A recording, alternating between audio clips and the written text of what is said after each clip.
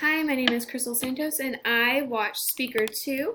So, Dr. Sonia Nieto's presentation was about cultural responsive education. And one thing that I found that was really important that she stated was that joy is what is missing in diverse backgrounds. And as she was continuing to talk throughout the presentation, she was really talking about how most teachers look at students with diverse backgrounds in a negative way, but if we as teachers can be more positive, then we can bring that joy that's missing back into these classrooms and into these schools. So she told in her presentation, she talks about 5 qualities that culturally responsive educators do. So the 5 qualities are valuing language and culture, insisting on high quality and excellent work from all students, honoring families, exemplifying a commitment to lifelong learning, and 5, engaging in critical self-reflection. So she did these all through interviewing different teachers and educators and talking about what they thought was important and successful to create a culture responsive education for students. So the first one that I wanted to talk about was language. So she talks about how language and culture are valuable, and you want students to be themselves and to be successful. You need both of things. You can't just have one or the other. And then be a teacher for every student, and you must become that teacher. You have to have a mindset where all teachers are working with all students to make them be themselves and be successful in the classroom. And then the second point is creating a high quality education. So we as teachers need to believe that all students are capable and worthy of the education that they are receiving, and then giving context and how to do things. So one of the teachers she interviewed talked about how in his classroom he got rid of the textbooks and only worked with works like readings he chose and that were higher level, and he taught the students how to not only read them but gave the context and how to learn from these resources.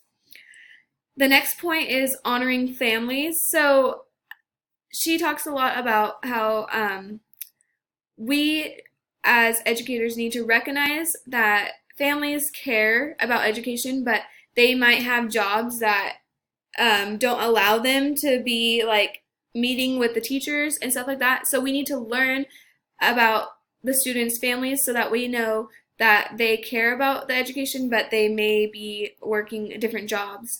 And then we need, if someone on the campus is a bilingual teacher, we need to educate other teachers about the students' families and about their situations. And then one important thing that I thought a teacher was doing in their classroom was creating a community circle. And this is sharing what's going on in the students' lives. So at the school that I will be working at, they have share and know time. So you can either ask something about your teacher or share something about yourself that's going on. And I think that really helps create a community in your classroom where students feel comfortable and are able to share in the classroom. And I think that's really important. I want to do this in my classroom as well, either doing community circle, which is the same thing. It's pretty much as share and know. And then the next point is lifelong learning. So we need to bring knowledge back to the students. And then critical self-reflection. If you want to be a successful teacher, you need to be able to listen to your students. So students, you need to be able to learn from your students as well. And then we need to come into the classroom with fresh eyes and an open heart, and then recognizing that everyone does have bias, but we need to take that out of the equation and recognize our bias, and then come into the classroom with fresh eyes and open heart, and then overall have flexibility and openness. One of the teachers that she talked about was he knew that a parent went to the laundromat on Thursdays, so he would go meet with the parent on Thursdays at the laundromat. So having that openness is really important.